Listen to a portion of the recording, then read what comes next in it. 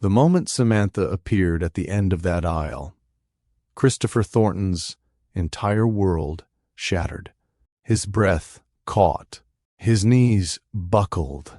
Everything he thought he knew about this wedding, about this woman, had been completely, utterly wrong. But let's rewind, because just 60 minutes earlier, this man was convinced he was about to marry the ugliest woman he'd ever seen. Christopher had been raised in the kind of Southern privilege most people only see in movies. White, pillared mansion on the outskirts of Savannah. Sunday church services in pressed suits. Family traditions that stretched back generations through Georgia soil.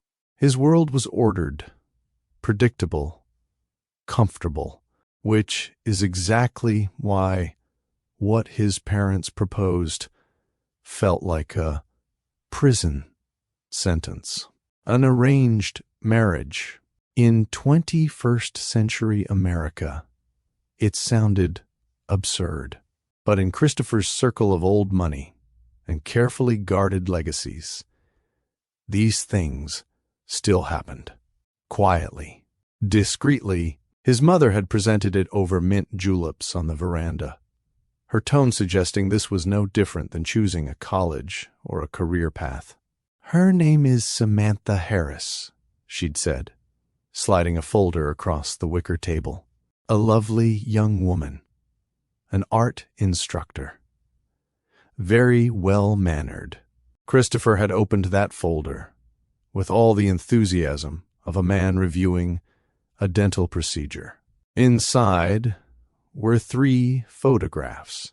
Grainy, poorly lit, unflattering angles that seemed almost deliberately chosen to hide any hint of beauty.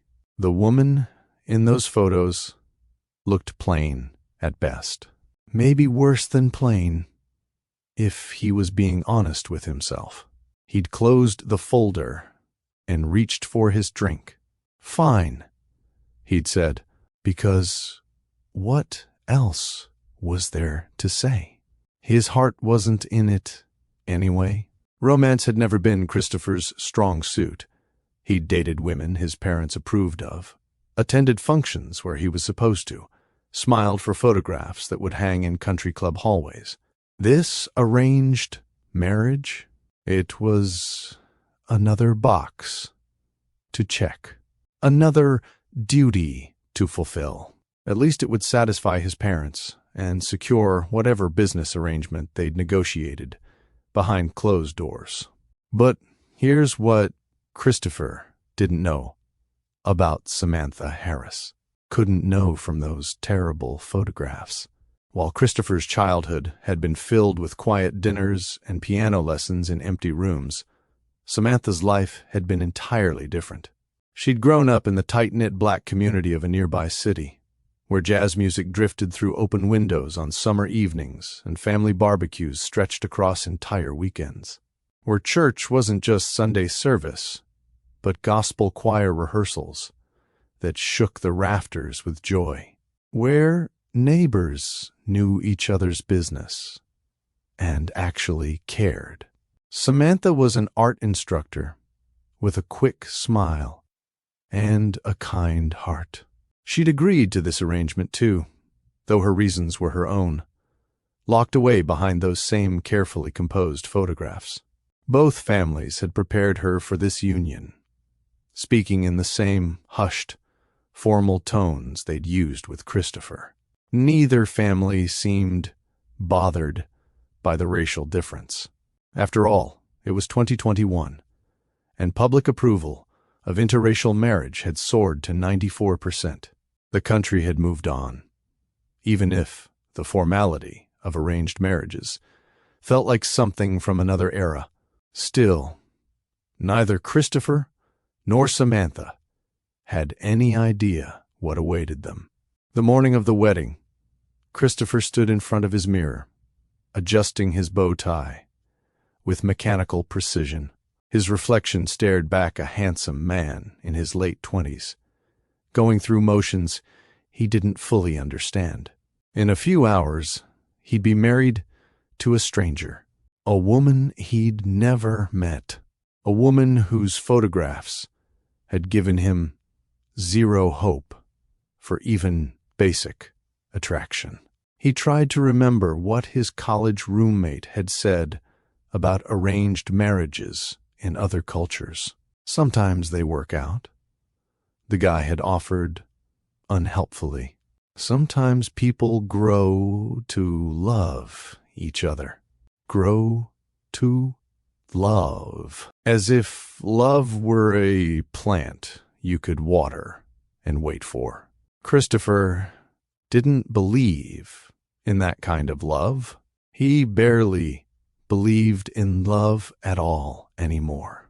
The church filled quickly. Friends, family, business associates, all dressed in their Sunday finest, pretending this was a normal wedding and not a calculated arrangement. Christopher took his position at the altar, hands clasped, jaw tight. The priest offered him an encouraging nod, but Christopher could barely acknowledge it. His mind was elsewhere, running through escape routes he'd never actually take. Then the organ began, that familiar wedding march, the sound that's launched 1,000 brides down 1,000 aisles. Christopher's pulse spiked. This was it, the moment of truth. He'd see her in person, this Samantha Harris, and then he'd know exactly what kind of life sentence he'd agreed to.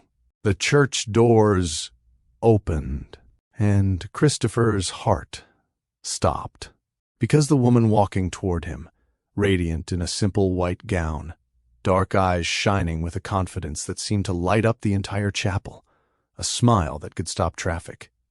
This woman was not the person from those photographs. She couldn't be. It was impossible. Scientists say first impressions form in less than 7 seconds. And in those 7 seconds, Christopher Thornton experienced something he'd spent his entire life dismissing as fairy tale nonsense. Love at first sight. His cheeks flushed. Adrenaline flooded his system. The world narrowed to just her, just Samantha, gliding toward him with grace he hadn't imagined possible. Her deep brown skin glowed against the white fabric. Her curls caught the light, streaming through stained glass windows. She was, without question, the most beautiful woman he'd ever seen. Everything he'd believed about this day, about this marriage, about this woman, shattered in an instant. But here's the question nobody warns you about when your entire reality flips upside down in the middle of a church ceremony. What do you do when the person you thought would be your greatest disappointment turns out to be everything you never knew you needed? And how do you build a real marriage when it started with such a devastating lie? Christopher's hands were shaking, actually shaking, the kind of tremor you can't hide when you're standing at an altar with 200 people watching your every move. Samantha had reached him now, standing close enough that he could see the faint blush on her cheeks, close enough that her perfume, something floral and subtle, made his head spin. The priest was saying something about love and commitment, but Christopher heard none of it. His entire consciousness had narrowed to this singular, impossible reality. The woman he'd expected to endure was a woman he suddenly couldn't imagine living without. But here's what nobody tells you about love at first sight. It's terrifying, because in that moment, standing there with his heart pounding so hard he thought the entire congregation must hear it, Christopher realized he had something to lose. Something precious, something that could be taken away before he'd even had a chance to understand what it was. The priest cleared his throat. Christopher snapped back to attention. "Christopher Thornton, do you take this woman?" He barely heard the rest. His eyes were locked on Samantha's face, searching for any sign that she felt this too. This impossible, ridiculous, overwhelming connection. Her dark eyes met his and held steady, and in them he saw something he couldn't quite name. Nervousness? Curiosity? Or was he just projecting his own desperate hope onto her expression? "I do," he said, and his voice cracked on the second word. A ripple of soft laughter moved through the church. Affectionate, knowing. But Christopher didn't care about them. He only cared about the slight smile that curved Samantha's lips. Was that amusement, sympathy, or something else entirely? Then it was her turn. The priest turned to Samantha, began the same ancient questions, and Christopher found himself holding his breath. What if she said no? What if she'd taken one look at him and decided this whole arrangement was a mistake? What if those photographs she'd seen of him had been just as unflattering, and now, seeing him in person, she realized she'd made a terrible error? "I do," Samantha said, her voice clear and steady. Relief crashed through Christopher like a wave, but it was followed immediately by a new fear. What came next? Because a wedding ceremony ends, and you're left with a life, with a marriage, with a stranger who's suddenly your wife. The priest gestured for the rings. Christopher's best man, his college roommate who'd made that useless comment about arranged marriages, fumbled slightly as he produced the small velvet box. Christopher took the gold band, his fingers still trembling, and reached for Samantha's left hand. Her hand was smaller than he'd expected, delicate, and when he touched her, that first real, intentional touch, he felt her fingers quiver. Was she nervous, too? The thought sent a strange thrill through him. Maybe he wasn't alone in this overwhelming sensation. Maybe she felt it, too. This electric current that seemed to run between them. He slid the ring onto her finger slowly, carefully, as if the act itself were sacred, which he supposed it was. When it settled into place, she looked down at it, and he saw her expression soften. She seemed pleased. Or was he imagining that, too? Then Samantha took his ring, the matching gold band that represented everything they were about to become, and reached for his hand. When her fingers closed around his, Christopher felt his knees weaken again. Scientists talk about chemical reactions, about dopamine and adrenaline flooding the brain during moments of intense attraction. Christopher didn't need scientists to explain what he was feeling. He just needed to stay upright long enough to finish this ceremony. Samantha slid the ring onto his finger. It was cool against his skin, slightly tight. He'd probably given them the wrong size in his distracted state weeks ago. But it didn't matter. Nothing mattered, except the way Samantha was looking at him now, with those luminous dark eyes that seemed to see straight through every defense he'd ever built. "You may kiss the bride," the priest said, and Christopher's heart stopped completely. Kiss her? He was posed to kiss her. This woman he'd met approximately 8 minutes ago. This woman who'd just become his wife. This woman who was the most beautiful creature he'd ever seen, and who he was absolutely terrified of disappointing. He leaned in slowly, giving her time to pull away if she wanted to. She didn't. Instead, she tilted her face up slightly, and her eyes drifted closed, and Christopher pressed his lips to hers in the gentlest, most reverent kiss of his entire life. It lasted maybe 3 seconds. But in those 3 seconds, Christopher Thornton fell completely, irrevocably, catastrophically in love. The reception was held in the church's fellowship hall, decorated with white flowers and soft golden lighting that made everything feel dreamlike. Christopher moved through the crowd in a daze, Samantha's hand in his, introducing her to friends and family members whose names he could barely remember. His brain was working at maybe 30% capacity. The other 70% was occupied entirely with the woman beside him.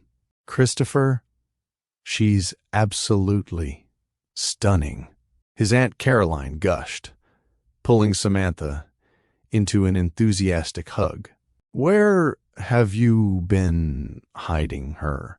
We haven't exactly been hiding, Christopher managed, though the answer felt inadequate. How did you explain an arranged marriage at a modern wedding reception?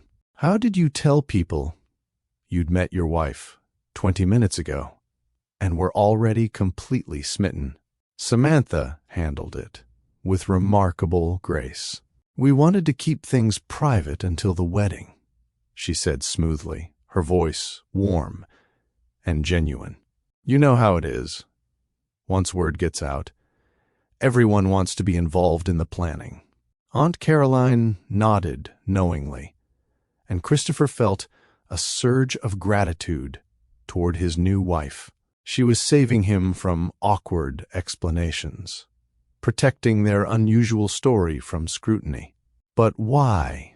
Did she feel protective of him already? Or was she just conflict-averse, smoothing over difficulties as a matter of habit? He couldn't stop stealing glances at her. The way she moved through conversations, making his intimidating uncle laugh, complimenting his mother's dress, asking his younger cousin about college with genuine interest. She was a natural, completely at ease in this room full of strangers who were now, technically, her family. But what was she thinking? Behind that composed exterior, was she happy? Nervous? Regretting this entire arrangement? Earth to Christopher, his best man said, appearing at his elbow with 2 glasses of champagne.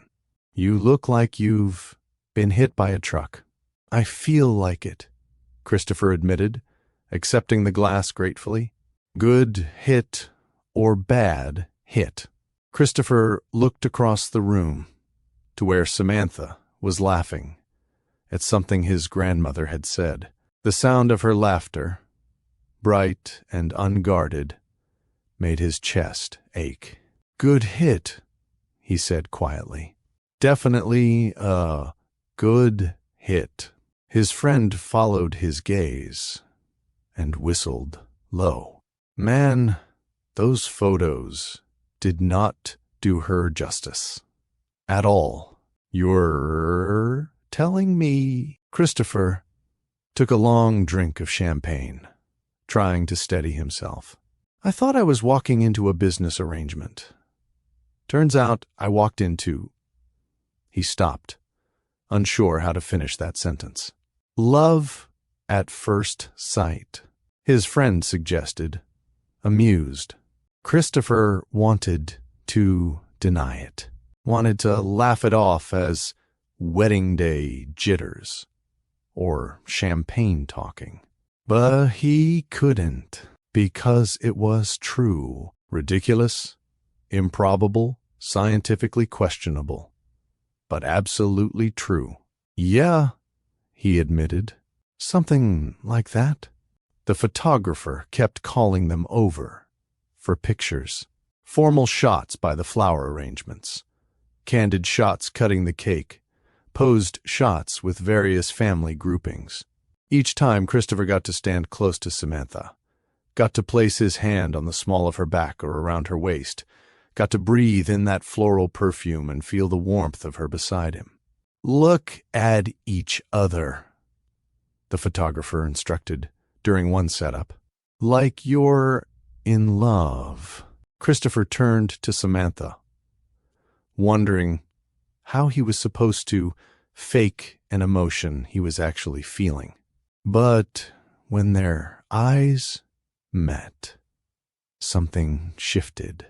She was looking at him with an expression he couldn't quite read. Soft, curious, maybe a little amused. And suddenly the photographer disappeared. The reception noise faded, and it was just the two of them, locked in this moment of unexpected intimacy. "You're staring," Samantha said softly, a smile playing at her lips. "Sorry," Christopher said, not feeling sorry at all. "I'm just... You're not what I expected." "Neither are you," she replied, and there was something in her tone that made his heart skip. Was that good? Bad? He wanted to ask, wanted to know everything she was thinking, but the photographer was already moving them to the next setup. Throughout the reception, people kept approaching them with congratulations, with comments about how perfect they looked together, how radiant Samantha was, how happy Christopher seemed. An elderly family friend pulled him aside and whispered, "You're a lucky man. That bride of yours is a real gem." Christopher could only nod, wondering how these people could see in minutes what he'd been too blind to imagine from photographs. But beneath the celebration, questions gnawed at him. Did Samantha feel any of this? Was she just better at hiding it? Or was he completely alone in this overwhelming attraction, projecting his own desperate feelings onto a woman who was simply fulfilling her end of an arrangement? As the evening wore on, and the reception began to wind down, Christopher found himself growing increasingly anxious. Soon they'd leave. Soon they'd be alone, truly alone, in the honeymoon suite at the beautiful southern inn his mother had booked. And then what? What did you say to someone you'd just married but barely knew?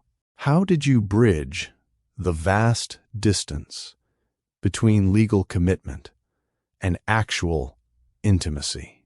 He was nursing his third glass of champagne when Samantha appeared at his side. "Want to get some air?" she asked, and her voice was slightly strained. Was she as overwhelmed as he was? They slipped out onto the veranda behind the fellowship hall. String lights had been hung overhead, casting a warm glow over the wooden planks. The night was thick with humidity, the air alive with the sound of crickets and the distant croaking of frogs from the creek that ran behind the church property. Stars pricked the dark sky above them. It should have been romantic. It was romantic, but Christopher's nerves were stretched so tight he thought he might snap. Samantha moved to the railing, leaning against it and looking out at the darkness. Christopher joined her, maintaining a careful distance. They stood in silence for a moment, and he tried to think of something to say, something profound or meaningful, or at least coherent. "You probably have questions," Samantha said, before he could speak. Christopher let out a breath he didn't know he'd been holding. "A few," he admitted, "but I don't want to... if you'd rather not talk about it." "Christopher," she turned to face him, and in the soft light, she was even more beautiful than she'd been at the altar. "We're married now. We should probably..." be able to talk to each other. She was right. Of course, she was right. But where did you even start? Okay, he said. Then I guess my first question is, he stopped, trying to figure out how to phrase this without sounding like a complete idiot. Are you happy with how today went? Samantha considered this. It went well, she said carefully. Your family is lovely. The ceremony was beautiful. That's not what I asked. She met his eyes, and he saw a flicker of something. Surprise? Respect? Cross. Her face. You're direct. That a problem? No, she smiled slightly. It's actually refreshing. She turned back to the darkness, and when she spoke again, her voice was softer. I'm not unhappy. I was nervous. I still am nervous. This whole thing is strange, isn't it? Getting married to someone you've never met. Strange is one word for it, Christopher agreed. Terrifying is another. Terrifying? She glanced at him. You were terrified. Still am, he admitted. Then, before he could stop himself, you are even more beautiful than I ever imagined. The words hung in the air between them. Samantha's expression shifted. Surprise, definitely, and something else he couldn't name. She looked down at her hands, at the gold ring now on her finger. I know the photos didn't look great, she said quietly. They were from a few years ago. Not my best angle. She paused. But honestly, looks aren't the only important thing. Christopher felt something crack open in his chest. Here she was, this stunning woman, telling him that beauty wasn't what mattered. Meanwhile, he'd spent weeks dreading this wedding, because he'd thought she was plain. The shame of it made him wince. I was an idiot, he said, about the photos, about my expectations. I'm sorry. You didn't know, Samantha said, but there was a knowing quality to her voice that made him wonder, had she known? Had she sensed his nervousness, his reluctance, his low expectations? The thought made him feel even worse. Did you... He hesitated. Did you see photos of me? I did. She looked at him with those luminous eyes. They were also not great. And I tried not to judge. I figured we'd meet eventually, and I'd know then. She smiled. For what it's worth, you're much more handsome in person, too. Christopher's heart did a complicated flip. Really? Really? She turned to face him fully now, leaning her hip against the railing. Christopher, can I tell you something? Anything? I was scared, too, when my family told me about this arrangement. I thought it was archaic and weird, and possibly the worst idea anyone had ever had. I didn't want to do it. She paused, but they convinced me. They said your family was good people, that you were kind and educated and respectful. They said it could work if we both gave it a chance. Do you believe that? Christopher asked. That it could work? Samantha was quiet for a moment, and in that silence, Christopher felt his entire future hanging in the balance. Then she said, "I didn't.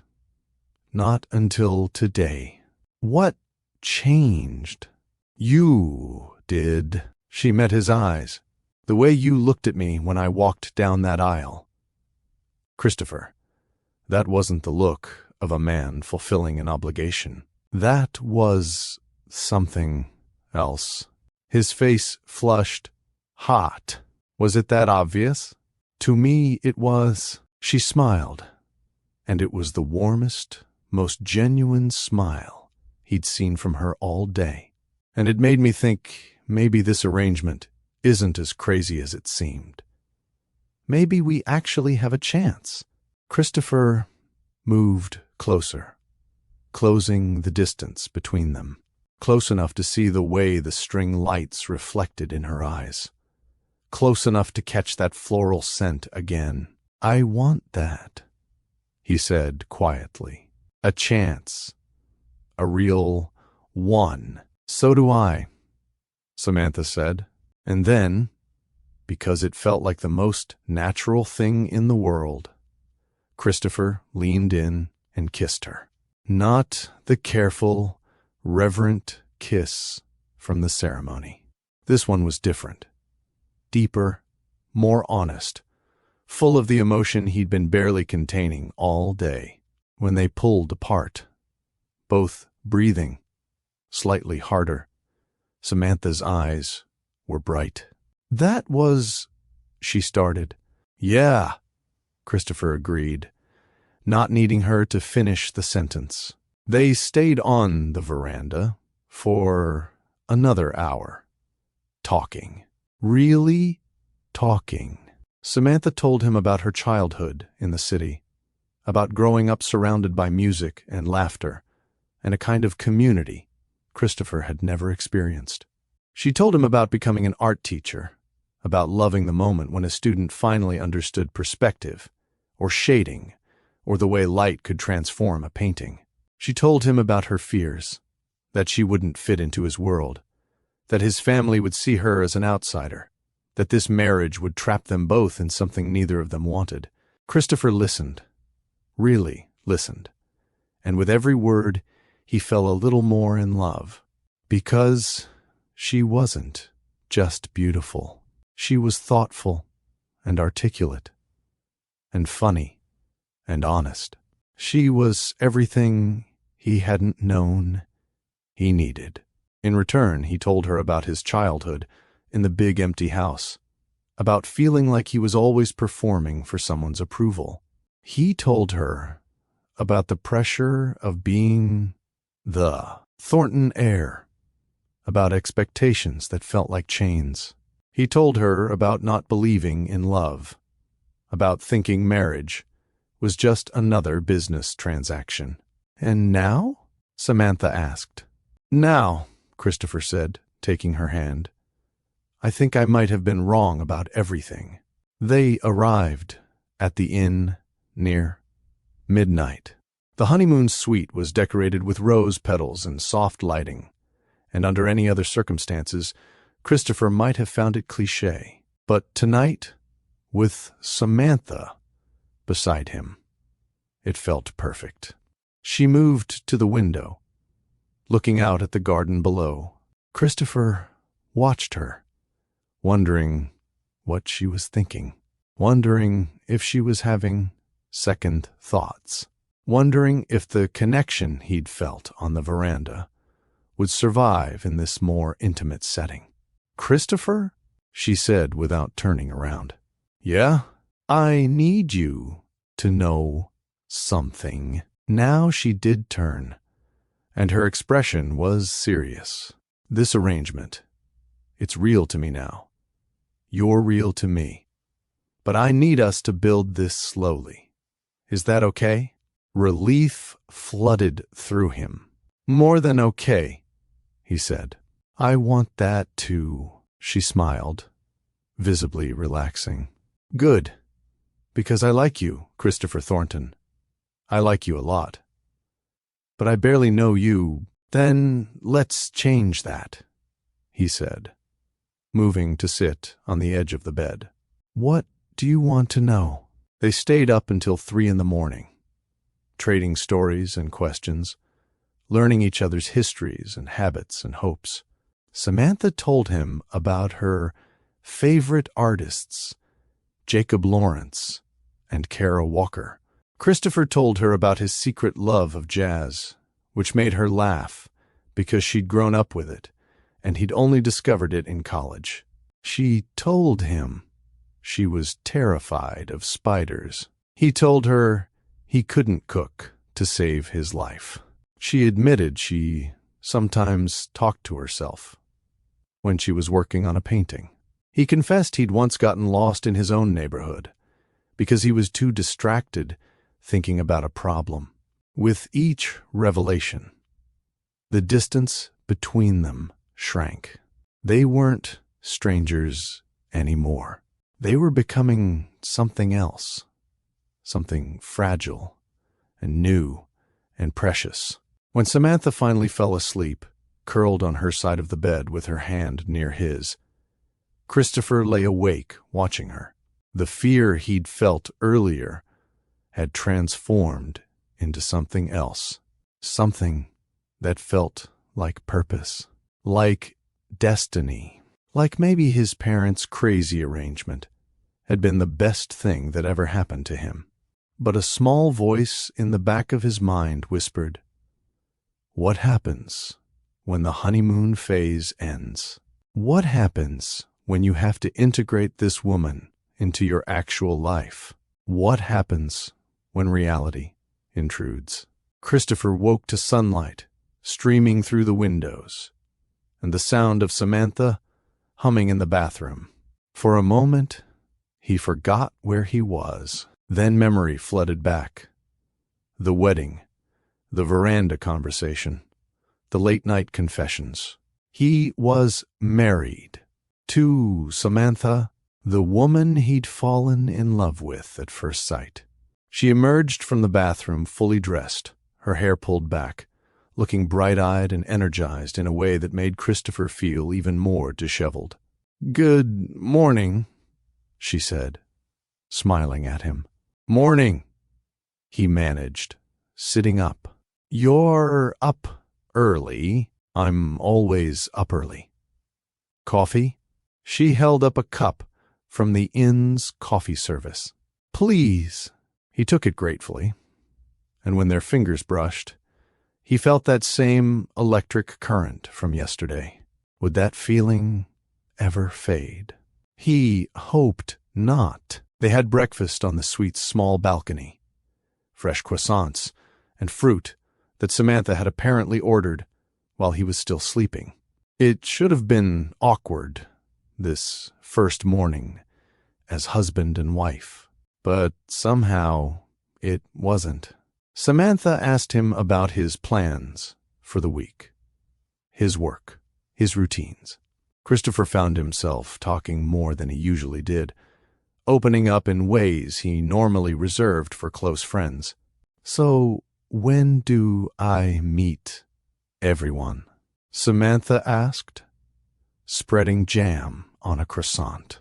"Your whole family, I mean, beyond the wedding." Christopher's stomach tightened.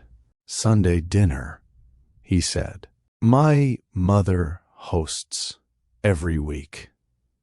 Very traditional. And you think they'll—" She paused. "They seemed nice at the wedding, but that was a party. What about when it's just us?"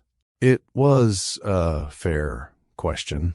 One Christopher had been trying not to think about. His family had been gracious at the wedding, but Sunday dinners were different, more intimate, more revealing.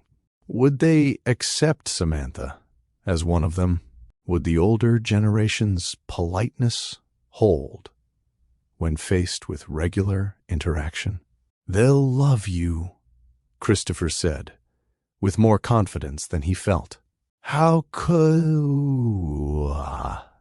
But Samantha's expression suggested She'd caught the uncertainty in his voice, and Christopher realized with a sinking feeling that the first real test of their marriage was coming much sooner than he'd hoped. Sunday arrived with oppressive humidity and Christopher's growing anxiety. He and Samantha had spent the intervening days at the inn, existing in a bubble of newlywed bliss. But now reality was calling.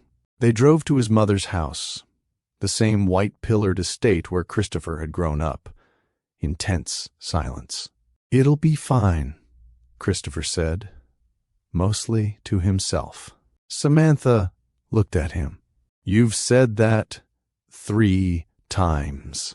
Because it's true." Christopher, she placed her hand on his knee. "I can handle your family. I'm more worried about you having a panic attack before we even get there." He let out a shaky laugh. "That obvious? You've been gripping the steering wheel like it's going to fly away."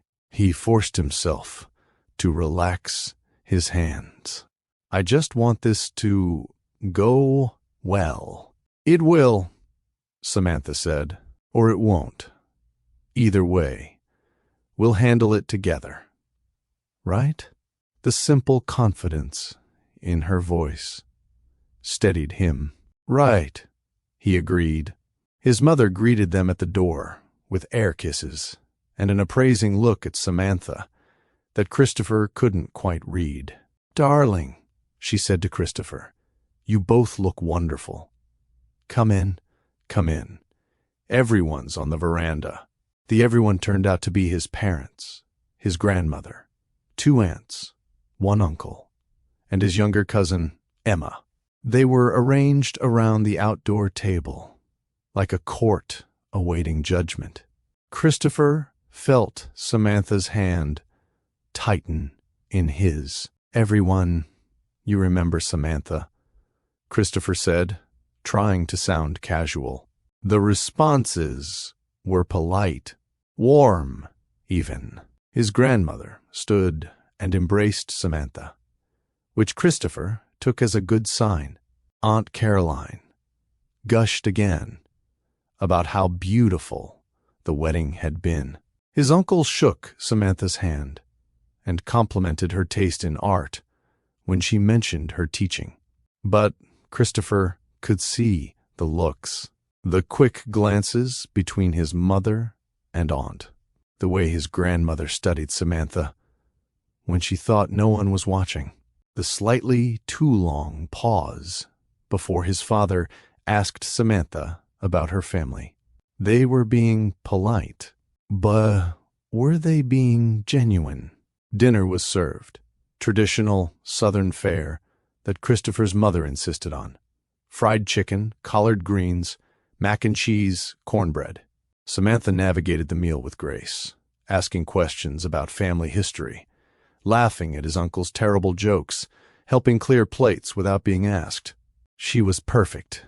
Christopher kept waiting for someone to say something, to acknowledge how well she was fitting in.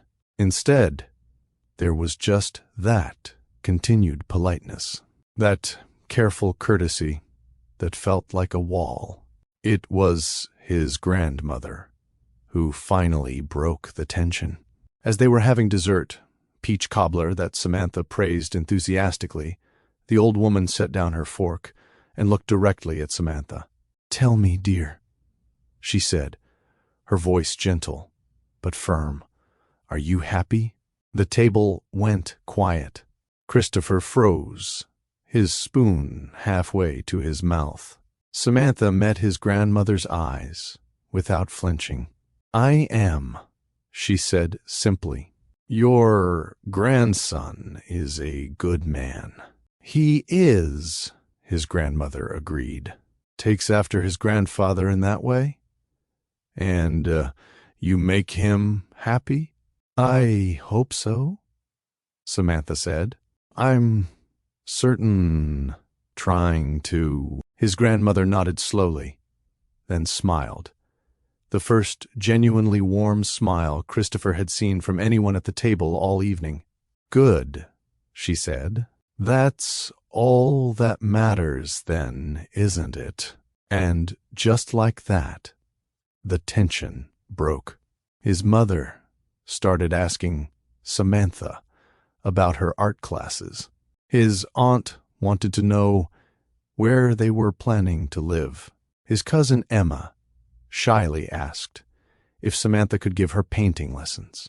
The conversation flowed more naturally, and Christopher felt his shoulders finally relax. But as they drove home later, Samantha was quiet. "You okay?" Christopher asked.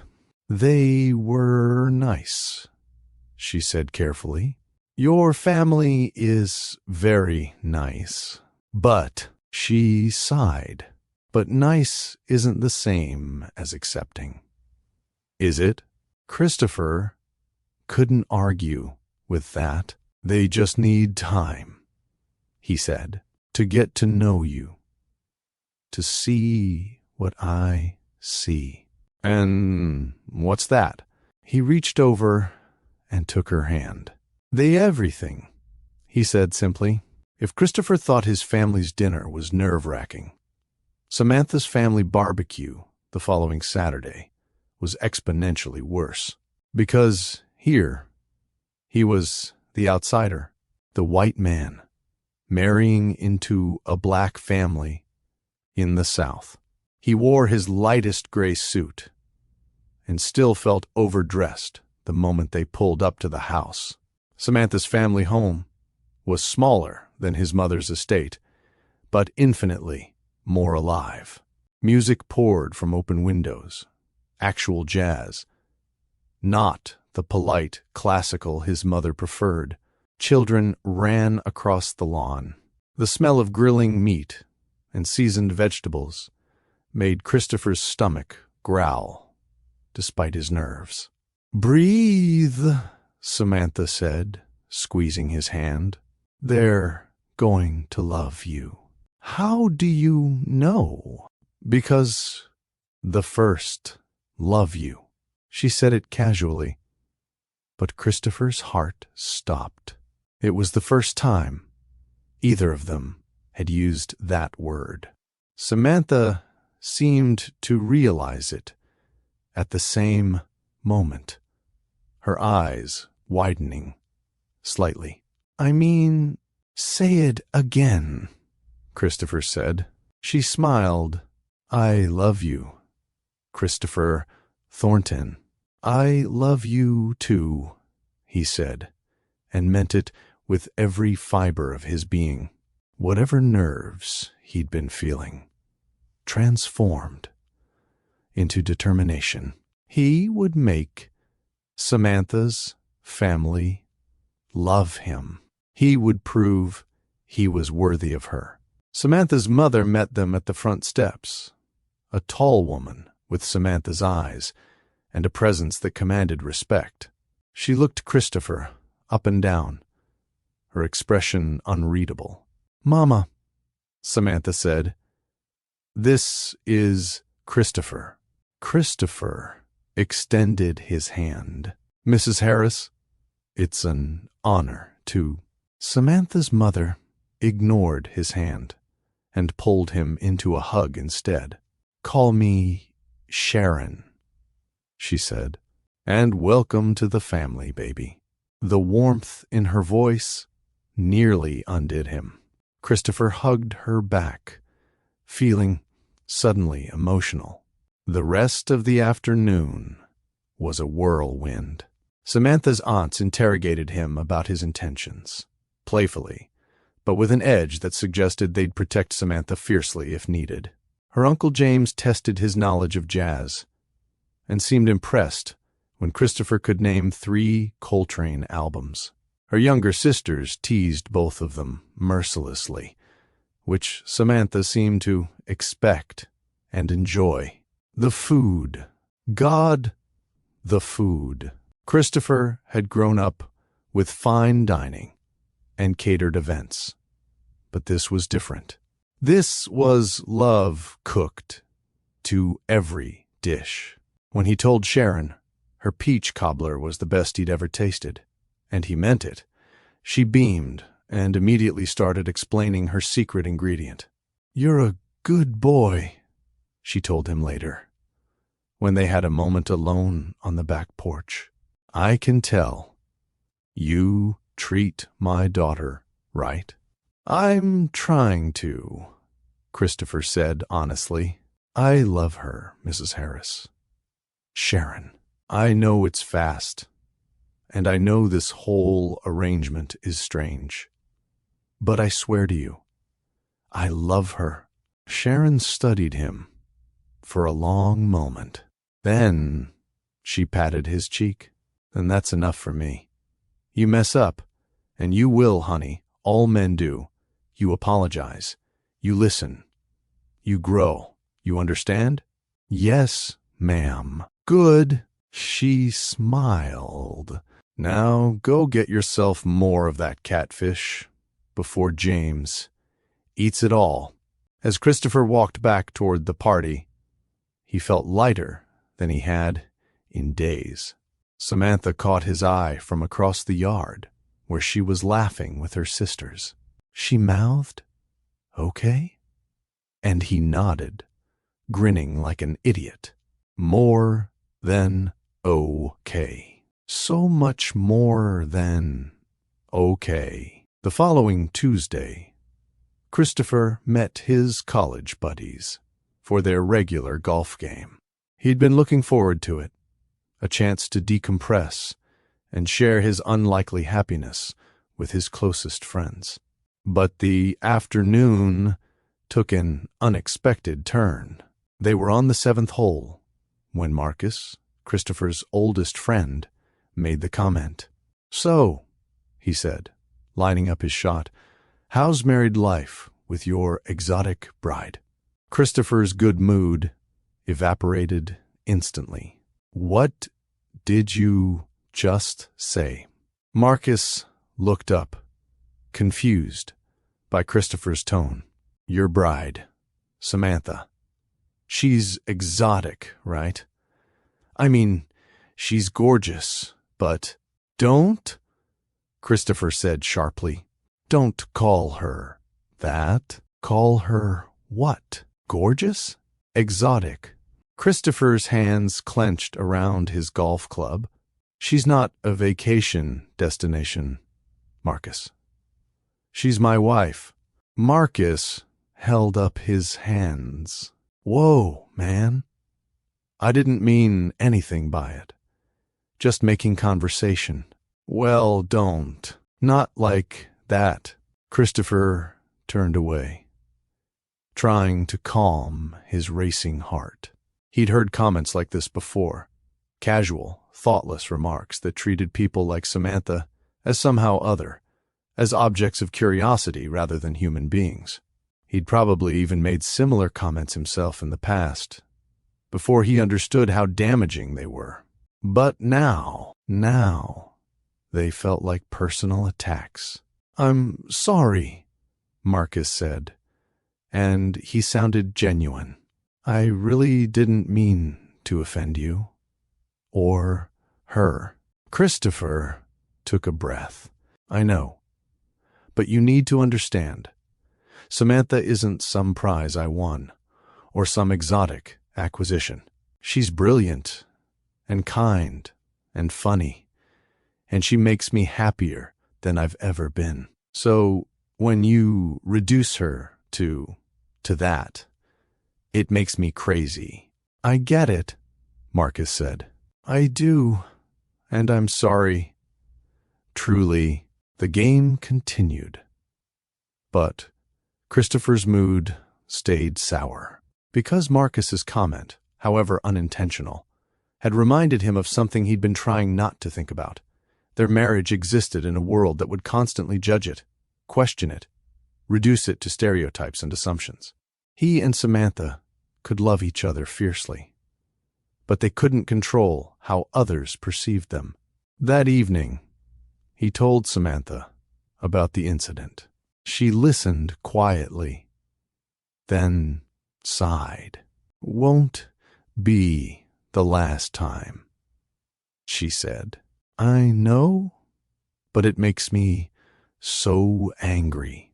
Me too. She moved closer to him on the couch. But Christopher, you standing up for me? Defending me? That matters. That's what I need from you. You'll always have that, he promised. Always? She kissed him softly. Then we'll be okay. We'll face it together. But even as he held her, Christopher wondered, would it be enough? Could love survive in a world determined to define it by outside terms? The weeks that followed fell into a pattern of discovery and integration. Christopher introduced Samantha to his world. The country club lunches, the business dinners, the charity galas that filled his social calendar.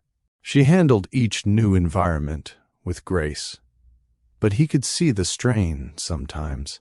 The way she'd touch her necklace when conversations turned to topics she wasn't familiar with.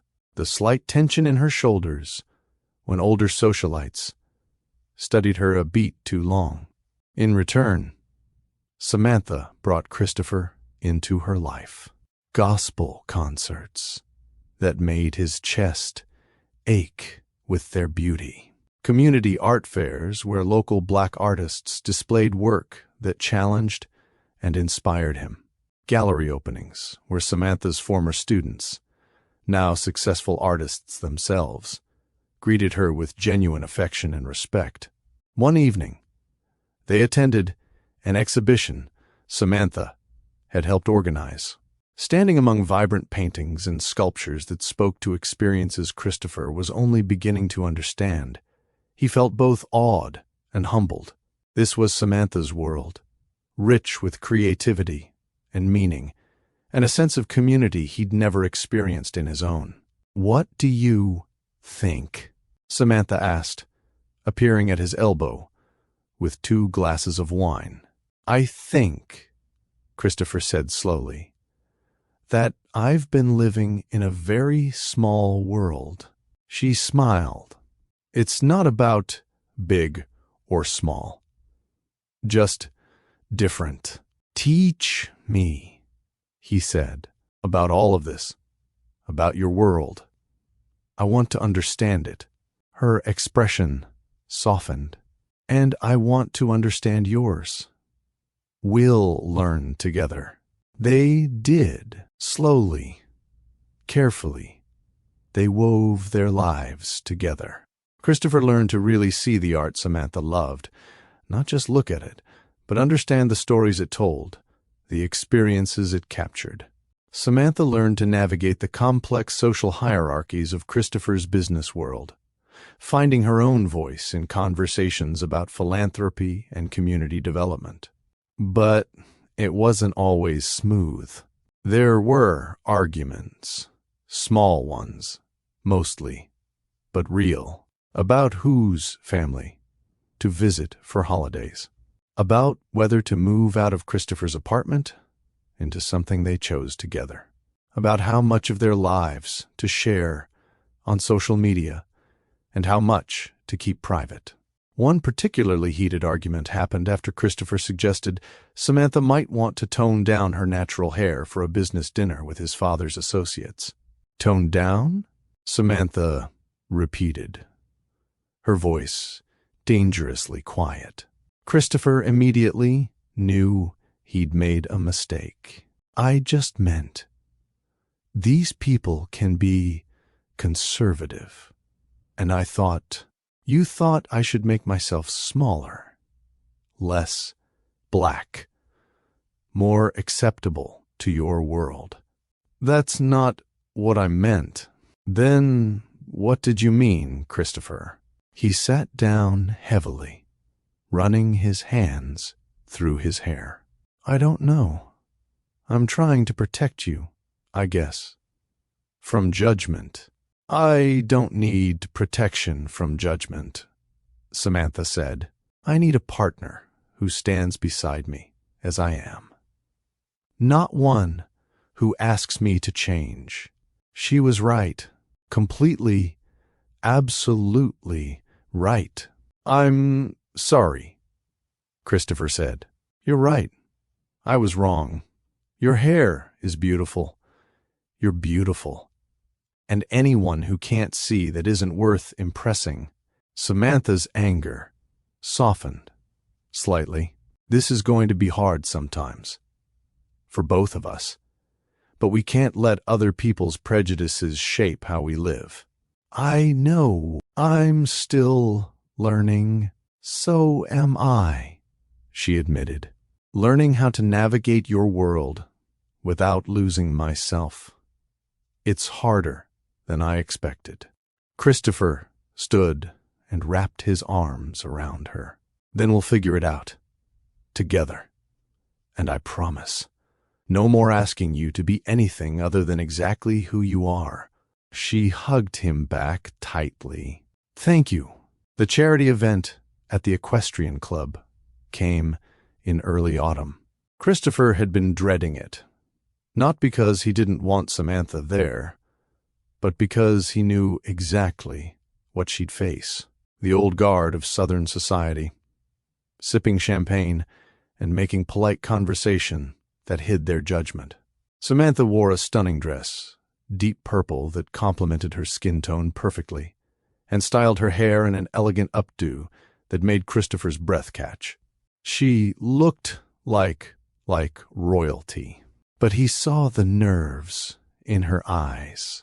You don't have to do this, he told her in the car. We could skip it. Say I'm sick or something, and let you face your father's disappointment. No thanks, she smiled, but it didn't quite reach her eyes. Besides, I can handle a few stuffy socialites. I'll be right beside you the whole time. I know you will. The event was exactly as Christopher had feared, and somehow better. Yes, people stared. Yes, conversations paused when they entered. Yes, there were whispered comments he pretended not to hear. But there were also genuine moments of connection.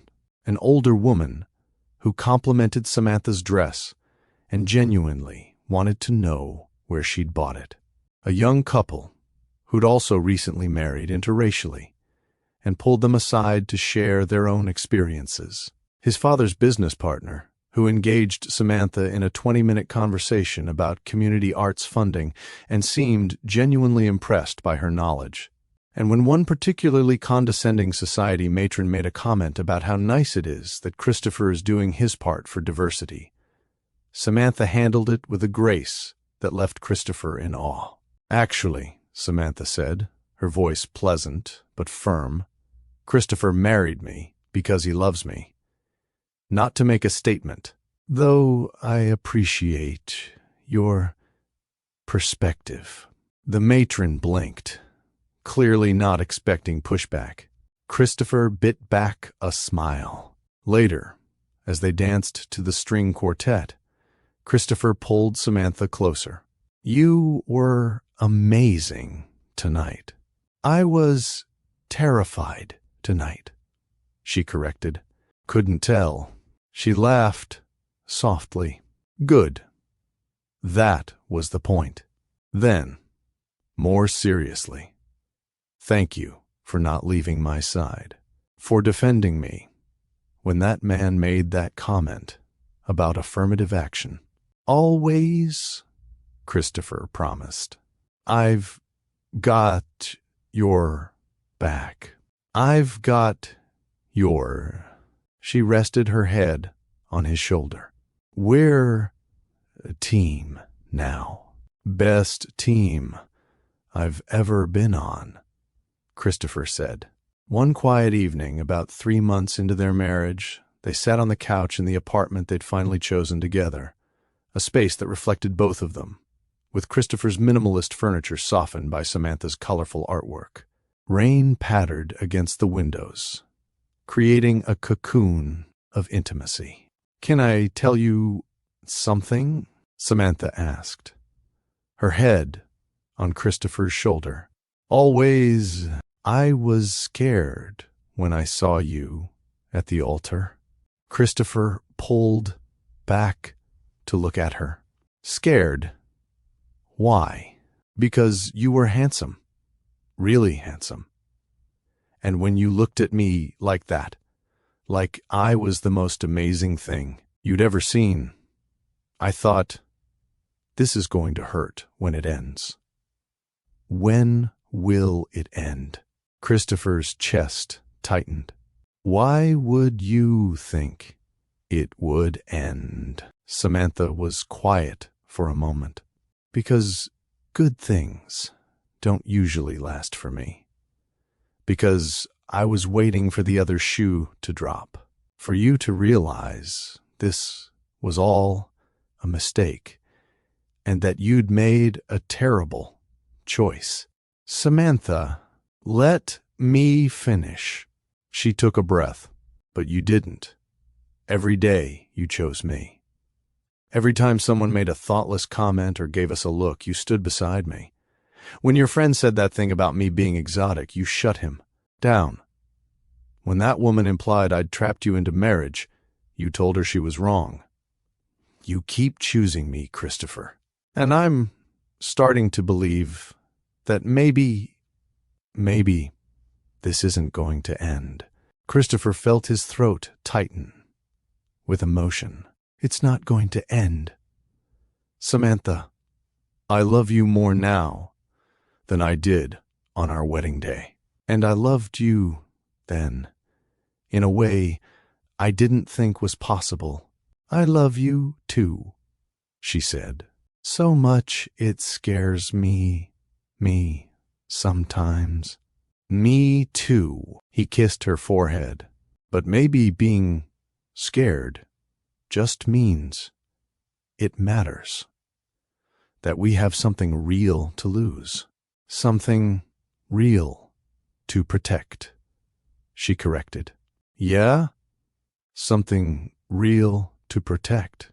They sat in comfortable silence for a while, the rain creating a soothing backdrop.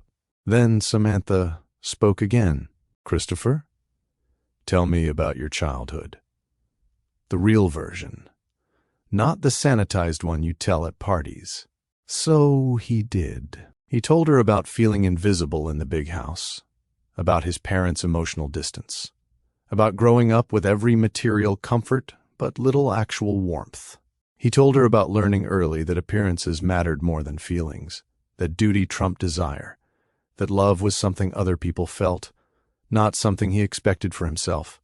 Samantha listened, her hand finding his and squeezing. When he finished, she said, "No wonder you were so guarded when we met. You'd been taught not to hope for anything real, and you taught me different," Christopher said. "We taught each other," she corrected, "because, honestly, I had my own walls, my own reasons to be guarded." "Tell me," he said.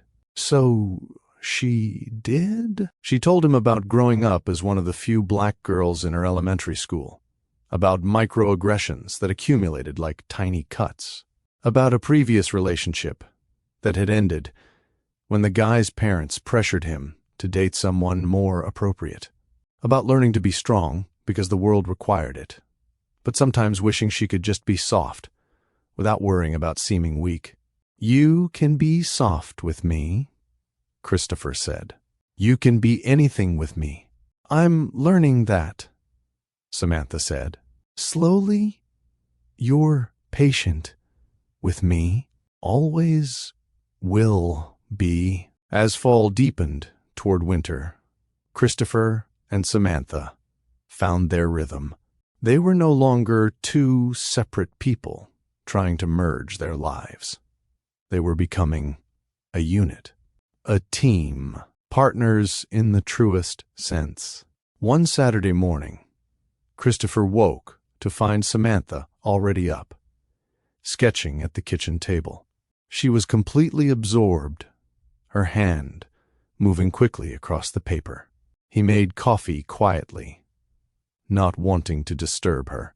When she finally noticed him, she smiled. "Morning. Sorry, I got inspired." Never apologize for that.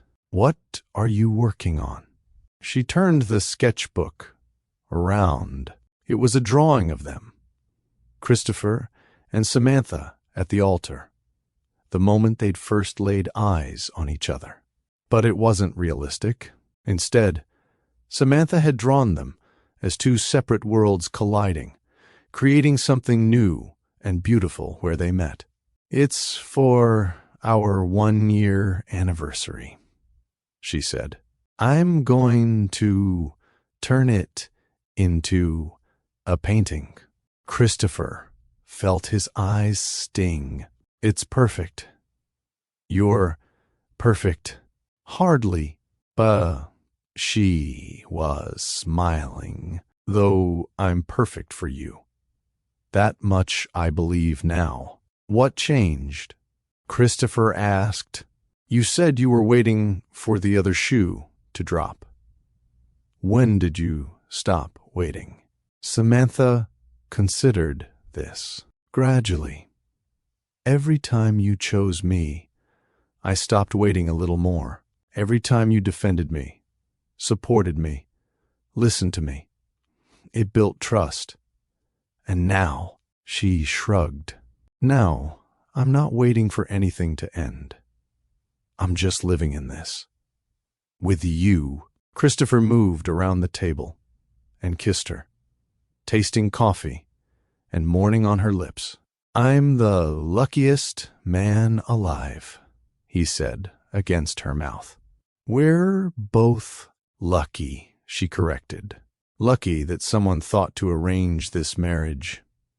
Lucky that we were both brave enough to give it a chance. Lucky that we found each other, even if it was in the strangest way possible." "Should we tell people?" Christopher asked. "About the arrangement." They'd been keeping that detail private, letting friends and family assume they'd met conventionally. But Christopher was starting to wonder if hiding it was a mistake. "I don't know," Samantha admitted. "Part of me wants to, because our story is beautiful, even if it's unconventional. But part of me worries people will judge it, will think it's less real somehow." "It's the most real thing in my life," Christopher said. "Mine, too." She squeezed his hand. "Let's table it for now. Focus on us, on building this life together. The rest, we'll figure it out." Christopher agreed, because ultimately, it didn't matter what anyone else thought. What mattered was this: he loved Samantha. She loved him, and every day they were choosing each other, not because an arrangement required it, but because they wanted to. As their 1-year anniversary approached, Christopher reflected on everything that had changed. A year ago, he'd been a cynical, guarded man, preparing for a loveless marriage. Now he was planning a surprise anniversary trip for the woman who'd become his entire world. But first, they had something important to do. "I want to go back to the church," Samantha said one evening, "for Sunday service on our anniversary." "Any particular reason?" She smiled mysteriously. "You'll see." So on their anniversary morning, they dressed in their Sunday best and drove to the same church where they'd been married. As they sat in the back pew, Christopher remembered that terrifying, wonderful day. The way his heart had stopped when Samantha appeared, the overwhelming rush of attraction and fear and hope all tangled together. During the service, he noticed another couple at the altar, preparing for their own wedding, clearly nervous. The bride was black, the groom white. They reminded Christopher so much of himself and Samantha a year ago that he felt his chest tighten. Samantha noticed too. She squeezed his hand and smiled, and in that smile was everything they'd been through. The initial shock, the awkward introductions, the family tensions, the learning and growing and fighting and loving, all of it compressed into one knowing look. After the service, as they walked back to their car, Christopher said, 1 year, 1 year, Samantha agreed. Best year of my life. Even the hard parts, especially the hard parts. She stopped walking and turned to face him fully, because the hard parts taught us how to be together, how to fight for each other, how to build something real. Christopher pulled her close, kissing her in the church parking lot like they were newlyweds again. In some ways, they were. Every day felt like a new beginning with Samantha. Every day was a chance to choose her again, to love her better, to be the partner she deserved. Want to know a secret? He whispered against her lips. Always. I still get weak in the knees when I look at you. Just like I did a year ago. Samantha laughed. Good. Because I still feel butterflies when you walk in a room. I was worried that it would fade. Never, Christopher promised. Not for me. Not for me either. But as they drove home, Christopher's mind was already jumping ahead. They'd survived their first year. They'd proven their love could withstand family pressure, social judgment, and all the small challenges of building a life together. But what came next? How did you sustain this kind of intense connection when the newness wore off? When life settled into routine and comfort replaced excitement? More importantly, had they truly overcome all the obstacles in their path? Or were there bigger challenges waiting? Challenges they couldn't even see yet, because the world hadn't stopped judging them. Society hadn't suddenly become colorblind, and their families, while accepting, still sometimes showed signs of discomfort with this union that crossed so many boundaries. Christopher glanced at Samantha, who was looking out the window with a contented smile. She seemed so certain, so settled. Was he truly prepared for a lifetime of being looked at, questioned, having to defend their love to strangers, and sometimes even to people they cared about? And the biggest question of all, the one that would determine everything else, could love really conquer all? Or was that just a fairy tale people told themselves to avoid facing harder truths? As they pulled into their parking space, Christopher realized he didn't have answers to these questions. Not yet. But he had Samantha, and maybe, just maybe, that would be enough to figure out everything else. But would it? Could any love, no matter how powerful, survive in a world determined to test it at every turn? And what price would they have to pay to find out? So here's the question that kept Christopher awake, that anniversary night, the question that haunted him even as Samantha slept peacefully beside him. Can love built on such an unusual foundation truly last a lifetime? Because anyone can fall in love at first sight. That's chemistry, biology, dopamine flooding your brain. But staying in love, building something that endures not just months, but years, decades, an entire life together, that requires something else entirely. Something Christopher wasn't sure he possessed. And as he watched the moonlight paint silver lines across their bedroom ceiling, he wondered if 1 year of happiness was enough to guarantee 50 more, or if they'd just been lucky so far, riding a wave that would inevitably crash. Morning light filtered through the curtains, soft and golden, and Christopher woke to find Samantha already dressed, standing at the window with her coffee. There was something in her posture, a stillness, a contemplation, that made him pause before announcing he was awake. She was looking out at the city below, and he wondered what she was thinking. Was she having the same doubts, the same fears about what came next? "I know you're awake," she said, without turning around, a smile in her voice. Christopher sat up. "How?" Your breathing changed. Now she did turn, and her expression was softer than he'd ever seen it. "I've learned your rhythms, Christopher Thornton. After a year of sleeping beside you, I know when you're actually asleep, and when you're just pretending." He patted the bed beside him, and she came, settling against his shoulder in the way that had become as natural as breathing. "What were you thinking about?" he asked. "Yesterday. The church. That couple getting married." She paused. "Do you think they know what they're getting into? Does anyone?" Christopher countered. "Did we?" "No," Samantha admitted. "But maybe that's the point.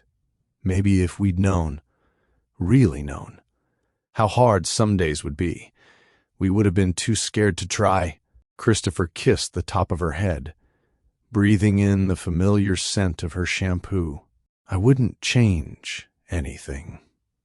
Not one single moment. Even the hard ones. Not even when your uncle made that comment about me being articulate for someone from my background." Christopher winced at the memory. "Okay, I'd change that moment. And my response to it. I should have been stronger." "You were strong enough," Samantha said. "You told him that was inappropriate. You didn't let it slide." "But I could have." "Christopher." She shifted to look at him directly. "You don't have to be perfect. You just have to keep trying. Keep growing. That's all I need from you." And there it was again. That grace she extended so naturally, that patience that made him want to be better. How had he gotten so lucky? How had an arrangement that started with grainy photographs and low expectations transformed into this, into a love so deep it sometimes terrified him with its intensity? Over breakfast, scrambled eggs and toast that Christopher had learned to make without burning, though just barely, Samantha brought up something they'd been dancing around for months. "I think we should tell people," she said, "about the arrangement." Christopher's fork paused, halfway to his mouth. "You said you wanted to wait, that you worried people would judge it." "I did worry about that. I still do, honestly." She set down her coffee. "But I've been thinking, our story is beautiful precisely because it's unusual. We didn't have the luxury of a long courtship, of gradually falling in love over candlelit dinners and carefully planned dates. We got thrown into the deep end and had to learn to swim together. We did. We're swimming more that we're thriving.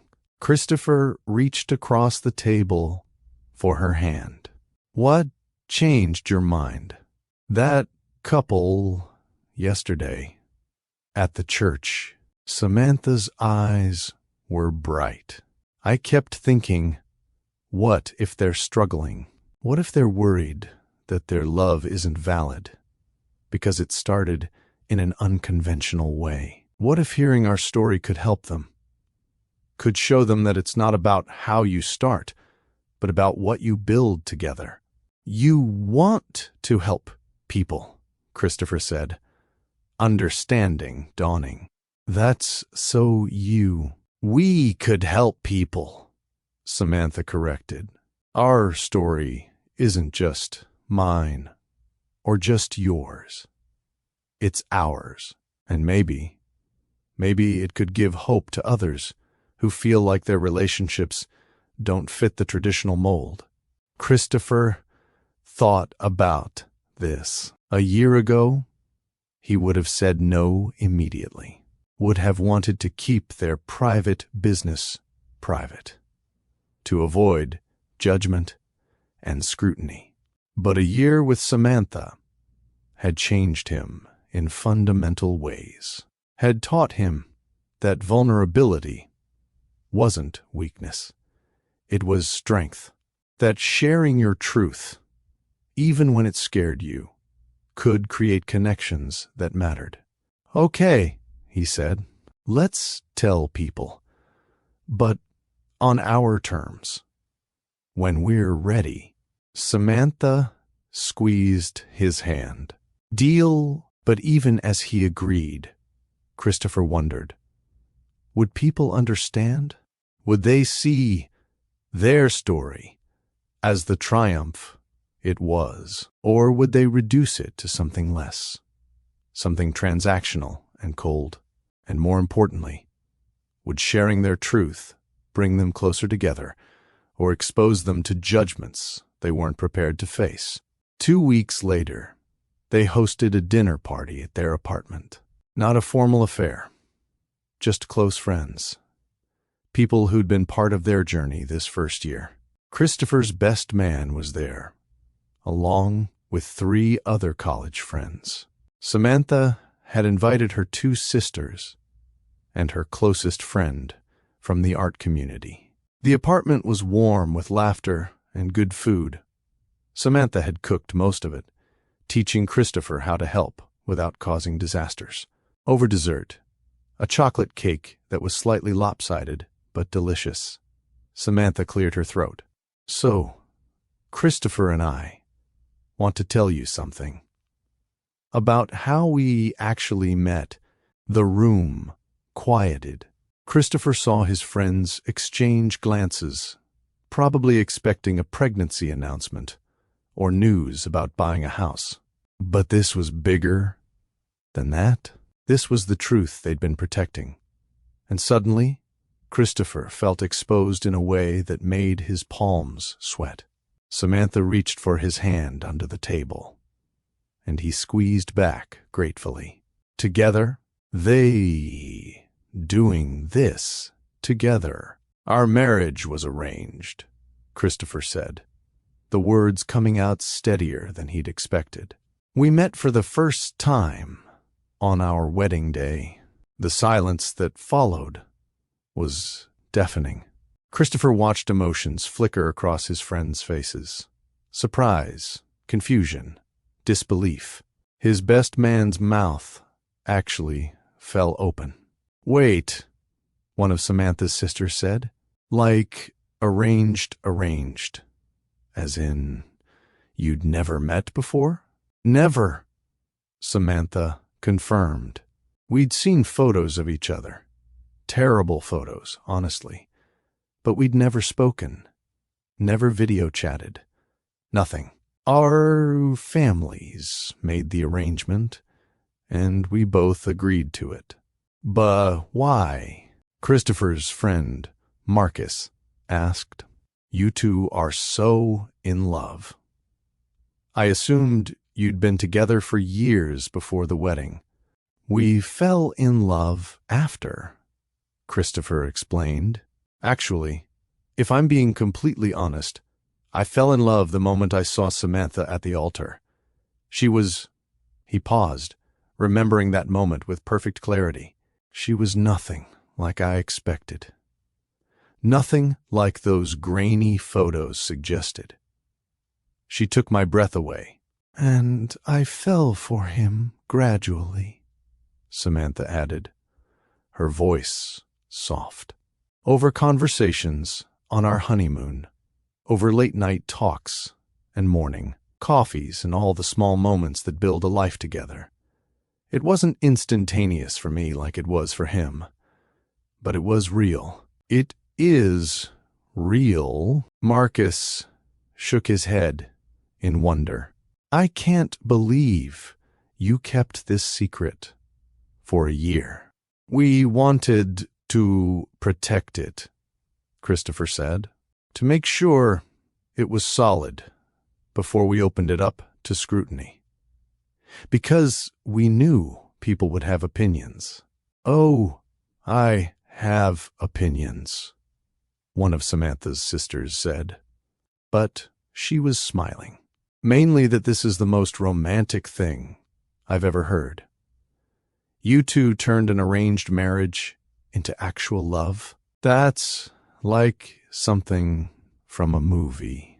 It wasn't always romantic, Samantha admitted. There were awkward moments, difficult conversations, times when we had to actively choose each other, when it would have been easier to retreat. But we did choose each other, Christopher said, every single time. And that's what we want people to know, that love isn't just about butterflies and perfect first dates. Sometimes it's about commitment first, and letting the feelings grow from that foundation. The conversation that followed was honest and vulnerable. Friends asked questions, some practical, some deeply personal. How had their families arranged it? Had they been pressured? What if they'd hated each other? Christopher and Samantha answered everything truthfully, not shying away from the complications or the difficulties. And something beautiful happened. As they talked, Christopher felt lighter. The secret he'd been carrying, that their love story didn't fit the expected narrative, had felt like a burden. But sharing it transformed that burden into something else, into a gift, because everyone at that table was genuinely moved by their story. Inspired, even. Know what this makes me think, Samantha's friend said thoughtfully, that we're all too focused on how relationships start, and not enough on how they're sustained. You two skipped the honeymoon phase and went straight to building something real. Oh, we had a honeymoon phase, Samantha said, laughing. It just happened to coincide with actually getting married. Word spread faster than Christopher anticipated. Within weeks, their story had moved through their social circles like wildfire. Some reactions were positive. Friends of friends reaching out to say how inspired they were. But others were more complicated. Christopher's father called him into his office one afternoon, his expression unreadable. I've been hearing stories, he said, without preamble, about you and Samantha, about how your marriage came to be. Christopher's stomach tightened, but he kept his voice steady. What about it? People are talking, saying it was arranged, that you two barely knew each other when you married. His father leaned back in his chair. That true? Yes, Christopher said simply. His father was quiet for a long moment. Then, surprisingly, he smiled. Your grandfather's marriage was arranged too. Did you know that? Christopher blinked. No, you never told me that. It was a different time, different circumstances, but the principle was the same. Families who thought a union would benefit everyone involved. His father's expression softened. He and your grandmother grew to love each other deeply, built a life together that lasted 53 years. So when your mother and I suggested the arrangement with Samantha, I thought maybe lightning could strike twice. You never said anything, Christopher said, his mind reeling, because I didn't want to pressure you with expectations. Didn't want you thinking you had to make it work just because it worked for your grandfather. His father stood and came around the desk, placing a hand on Christopher's shoulder. But son, I'm proud of you, of what you've built with Samantha. Your grandfather would be proud too. Christopher felt his throat tighten with unexpected emotion. His father wasn't a demonstrative man. Praise from him was rare and precious. Thank you, he managed. Thank Samantha for me too, his father said, for making my son happier than I've ever seen him. That evening, Christopher found Samantha in her small home studio, a spare bedroom they'd converted into her art space. She was working on the anniversary painting she'd sketched months ago, the one showing their two worlds colliding at the altar. It was nearly finished, and it was breathtaking. My father knows, Christopher said from the doorway. About the arrangement. Samantha's brush paused. And apparently my grandfather's marriage was arranged, too. He never told me. Samantha set down her brush and turned to face him. How do you feel about that? Honestly, relieved. Like maybe this whole thing isn't as crazy as I sometimes think it is. Christopher moved into the room, studying the painting. How do you feel about all this? About sharing our story? Samantha was quiet for a moment, considering. Lighter, she finally said. I didn't realize how heavy the secret was until we let it go. But Christopher, there's something I need to tell you. His heart skipped. What? My mother called today. She's been getting questions too, from people in our community who heard about the arrangement. Samantha's expression was complicated. Some of them are judging it, saying I shouldn't have agreed to marry a white man I didn't know, that I was betraying my community by entering into this transaction. Christopher felt anger flash through him. That's not fair. This wasn't a transaction. It was, I know what it was, Samantha said gently. And so does my mother. She defended us beautifully, apparently. Told them that love is love, regardless of how it starts. But Christopher, we need to be prepared for this. For people who won't understand, who'll see our story and interpret it through their own biases and fears. Does it make you regret sharing? Christopher asked. No, Samantha's answer was immediate and firm. Because for every person who judges us, there are 3 more who are inspired, who see our story and think, maybe love is more flexible than I thought. Maybe there's hope for me too. That matters more than the judgment. Christopher pulled her close, and she came willingly, tucking herself against his chest.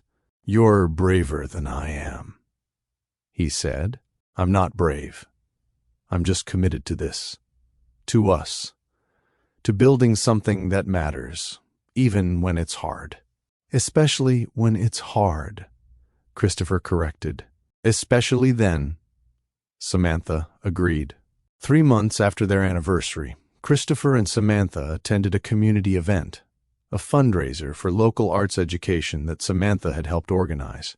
It was held in a beautiful gallery space, filled with artwork from students of all ages and backgrounds.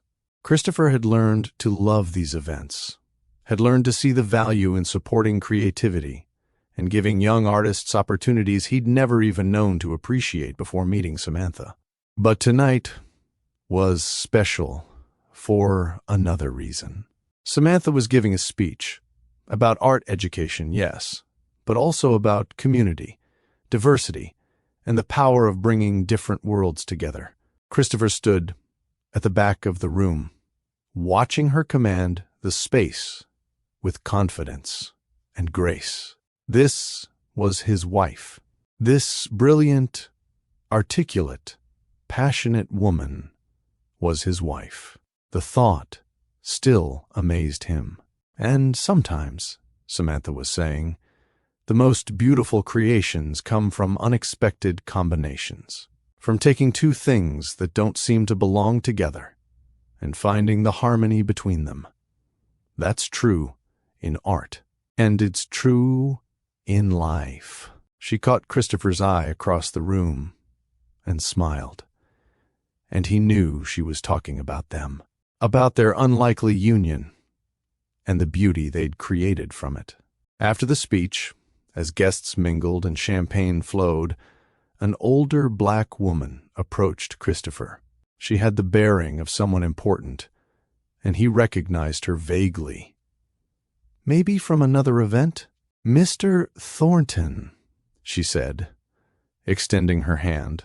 "I'm Dr. Patricia Williams. I teach at the university." Christopher shook her hand. "Pleasure to meet you, Dr. Williams. I wanted to tell you," she continued, "that I've heard about your story, about how you and Samantha came to be married." Christopher braced himself for criticism. But Dr. Williams was smiling.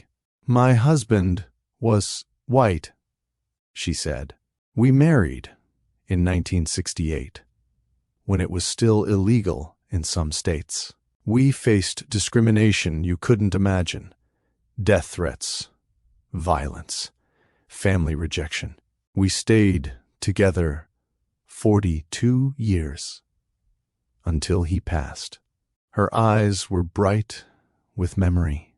"I tell you this because I want you to know what you and Samantha are doing matters, not just for you, but for everyone who sees you and thinks, maybe love really can cross any divide. You're writing a new chapter in an old story. Don't stop." Christopher felt his eyes sting. "Thank you," he managed. "That means more than you know. Take care of that girl," Dr. Williams said, patting his arm. "She's special." "I know she is," Christopher said. "I'm reminded every single day." As they moved into their second year of marriage, Christopher and Samantha found a rhythm that felt sustainable. Not the intense, breathless passion of those first months, though that still flared regularly, but something deeper, something that felt like home. They bought a house together, nothing as grand as Christopher's childhood estate, but a cozy craftsman with a big yard and space for Samantha's studio. They adopted a dog, a mutt from the local shelter that they named Miles, after Miles Davis. They hosted regular dinner parties, blending their friend groups into one extended family. They volunteered together at the Arts Center, taught Sunday school at Samantha's church, attended Christopher's family gatherings with increasing ease. But more than any of that, they talked. Really talked about everything. Their childhoods, their fears, their dreams for the future, about race and privilege, and the complicated realities of building a life together in a world that didn't always celebrate their union, about children someday, about career aspirations, about growing old together. One Sunday morning, lying in bed with sunshine streaming through the windows and Miles snoring at their feet, Samantha said something that stopped Christopher's heart. "I want to renew our vows," she said, "on our second anniversary." Christopher propped himself up on his elbow to look at her. "Why?" "Because the first time, we didn't know what we were promising. We were strangers saying words we'd been told to say." She met his eyes. "I want to say them again. Now, when I know exactly what they mean, when I can promise you my whole life and actually understand the weight of that promise." Christopher felt his chest tighten with emotion so intense it was almost painful. "Yes," he said. "Yes, absolutely yes." "Really?" Samantha's face lit up. "You don't think it's silly?" "I think it's perfect," Christopher said. "I want to marry you again. Want to stand in front of everyone we love and choose you all over again, with full knowledge of who you are and who we are together." Samantha kissed him then, deep and slow, and Christopher thought about how impossible this would have seemed 2 years ago, back when he was that cynical, guarded man, preparing for a loveless marriage, back when he couldn't have imagined this kind of joy, this kind of partnership, this kind of love. They returned to the same church on a bright spring day, exactly 2 years after their original wedding. But this time was different. This time, Christopher wasn't nervous. This time, when Samantha appeared at the end of the aisle, wearing a different dress, simpler but no less beautiful, his heart didn't stop from shock. It stopped from gratitude. They'd written their own vows this time. And when it was Christopher's turn to speak, he looked into Samantha's eyes and said the truest words he'd ever spoken. 2 years ago, I stood here expecting nothing and received everything. I thought I was agreeing to a business arrangement. Instead, I found my best friend, my partner, the love of my life. His voice caught slightly. "Samantha, you've taught me that love isn't something that happens to you. It's something you build day by day, choice by choice. You've taught me to be brave, to be vulnerable, to be better than I ever thought I could be. And today, I promise you again, with full knowledge and full heart, that I will spend every day of my life choosing you, loving you, growing with you, until my last breath." Samantha was crying openly, and Christopher saw several people in the congregation wiping their eyes too. When it was her turn, she took a breath to steady herself before speaking. "Christopher, 2 years ago, I was terrified. I thought I was making a huge mistake. I thought there was no way love could grow from such strange soil." She smiled through her tears. "But you proved me wrong about everything. You showed me that commitment comes first, and love follows. That respect and patience and genuine care can transform strangers into soulmates. You've held space for me to be fully myself. My culture, my passion, my flaws, all of it. And today, I promise you that I will keep showing up. keep choosing you. Keep building this beautiful, complicated, perfect life we've created together. I love you more than words can say." They kissed as husband and wife for the second time, and the small gathering erupted in applause. But Christopher barely heard it. All his attention was on Samantha, his wife, his love, his unexpected miracle. At the reception afterward, Christopher's grandmother pulled him aside. She was 93 now, still sharp as ever, and she looked at him with knowing eyes. "Your grandfather and I," she said without preamble. "We were arranged too. I ever tell you that?" Christopher smiled. "Dad mentioned it, but he didn't tell me the details." It was 1952. I was 21. He was 24. Our families thought we'd be a good match. She looked past Christopher into memory. I hated him at first. Thought he was pompous and boring. But he was patient with me, kind, and slowly, very slowly, I fell in love with him. Stayed in love with him for 53 years. "Any advice?" Christopher asked. His grandmother turned her sharp gaze back to him. "Love isn't a feeling, Christopher. It's a decision, a commitment. You'll wake up some mornings and not feel particularly loving. You'll be tired or frustrated or hurt. That's when the real work begins.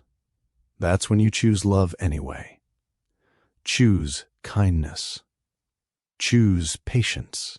Choose to stay and fight for what you've built rather than running when it gets hard." "We're committed," Christopher said. "Both of us. I can see that." His grandmother patted his cheek. "You did good, boy. She's a keeper. And you're finally becoming the man I always knew you could be." 5 years after their wedding, Christopher and Samantha hosted a gathering in their backyard. It was a warm summer evening, the kind where fireflies blinked in the dusk and laughter carried on the breeze. Their families were there, both sides, now genuinely blended. Christopher's mother was teaching Samantha's sisters her peach cobbler recipe. His father and Samantha's uncle were deep in conversation about jazz. The next generation of children ran through the grass, representing every shade of their combined heritages. Christopher stood on the back porch, watching it all with a sense of profound contentment. Samantha joined him, slipping her hand into his in the automatic way of long marriage. "Happy?" she asked. "Beyond words," Christopher said. "You every single day," Samantha confirmed. She leaned against him, and they stood in comfortable silence, watching their chosen family celebrate simply being together. "You know what I think about sometimes," Christopher said, eventually. "That photo. The grainy, terrible photo that almost made me say no to this whole thing." Samantha laughed. "God, that photo. I looked like a completely different person." "You did. And I'm so grateful for that terrible picture." "Why?" Christopher turned to face her fully. "Because if the photo had been better, if I'd known how beautiful you were, I would have had different expectations. I would have been focused on the wrong things. Instead, I expected nothing and received everything. That bad photo might have saved us. In a weird way, it kept me from being superficial, from missing what actually mattered." Samantha considered this. "That's a generous interpretation." "It's the truth," Christopher insisted. "Everything about our story is backwards and upside down and completely wrong by conventional standards. And it's perfect. We're perfect. Not individually. We're both flawed humans. But together, Samantha? Together, we're something I never believed was possible. I love you, Samantha said simply. I love you too, Christopher replied. Every day, every moment, even when it's hard. Especially when it's hard, Samantha agreed. Later that evening, after everyone had gone home and they were cleaning up together, because that's what partners do, Samantha brought up something she'd been thinking about. I want to write about us, she said. Our story. Not for us, but for other people who might need it. Christopher stopped stacking plates. Like a book? Maybe. Or a blog. Or just something we share at events when we speak about marriage and relationships. She dried her hands. Because Christopher, we learned something valuable. We learned that love doesn't have to start perfectly to end up perfect. That commitment can precede feeling. That arranged doesn't mean unloving. And I think people need to hear that. Christopher thought about all they'd overcome. The initial shock, the family tensions, the social judgments, the small daily challenges of two very different people building one shared life. And he thought about all they'd gained. Deep friendship, passionate love, genuine partnership, and a foundation so solid that nothing could shake it. What would we tell them? He asked if we could boil it all down to lessons. Samantha thought for a moment. That beauty is subjective. That first impressions can be wrong. That love at first sight is real, but also not enough. You need respect and commitment too. That our society has come so far in accepting love across racial lines. But we still have work to do. That instant chemistry needs to be followed by intentional effort. She paused, and that opening your heart, really opening it, even when you're scared, can lead to the most beautiful discoveries. Those are good lessons, Christopher said. True ones, learned through experience, Samantha added. The best kind. So here's what Christopher and Samantha want you to know. Whoever you are, wherever you're listening from, love is bigger than you think it is. More flexible, more forgiving, more possible. Maybe you're in an arranged situation yourself, wondering if real love can grow from obligation. It can, if both people commit to the work, to the patience, to the daily choice of showing up for each other. Maybe you're in a relationship that doesn't fit society's expectations. Interracial, intercultural, age gap, unconventional in some way. That's okay. What matters isn't how it looks to others. It's how it feels to you, too. It's whether you treat each other with respect and kindness and genuine care. Maybe you're judging by appearances, by photos or first impressions or surface-level interactions. Stop. Look deeper. Give people a chance to surprise you. Christopher almost missed the love of his life because of grainy photographs. Don't make that mistake. Maybe you think true love has to start with butterflies and perfect first dates and movie-level romance. It doesn't. Sometimes the deepest loves start with commitment and let the feelings grow from that foundation. Christopher and Samantha are living proof. Maybe you're just scared. Scared to be vulnerable. Scared to trust. Scared to believe that something beautiful could actually happen to you. Christopher understands that fear.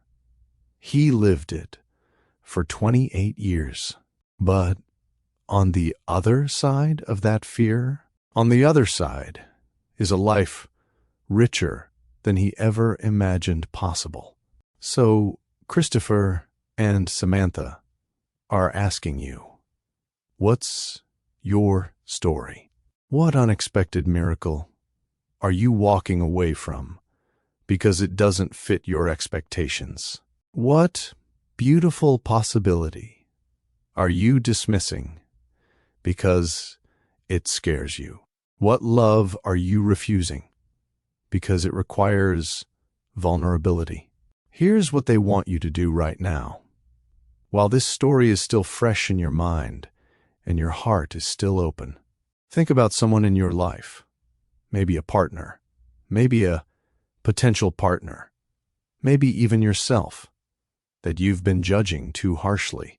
Someone you've been seeing through the lens of low expectations or old fears or society's narrow definitions of what love should look like. Now, take out your phone. Right now, send them a message. Tell them you appreciate them. Tell them you see them. Tell them you're willing to give something new a chance. Or if it's yourself you've been judging, write yourself a note. Give yourself permission to believe in unexpected possibilities.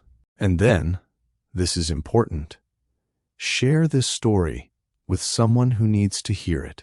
Comment below and tell us what unexpected love has surprised you in your own life. What arrangement or unconventional start led to something beautiful? We want to know, because every story of love overcoming odds, of commitment creating connection, of hearts opening despite fear, every single one of those stories matters. They create ripples. They give hope. They change the world, one relationship at a time. Christopher never believed in love at first sight until it happened to him. Samantha never believed in arranged marriages until she lived one. Together, they're proof that sometimes the best love stories are the ones we never see coming. The ones that start with terrible photos and low expectations and transform into marriages so strong they can weather any storm. So don't let your story end before it begins. Don't dismiss possibilities because they're unconventional. Don't close your heart because you're scared. Take the risk. Make the commitment. Choose love even when, especially when, it doesn't make logical sense. Because 2 years after that wedding day shock, 5 years into a marriage that shouldn't have worked but absolutely does, Christopher and Samantha are still choosing each other. Still building, still growing, still madly in love. And if it can happen to them, a cynical Southern gentleman and a guarded art teacher who met for the first time at their own wedding, it can happen to anyone. It can happen to you. Now tell us your story. We're listening. We believe in you.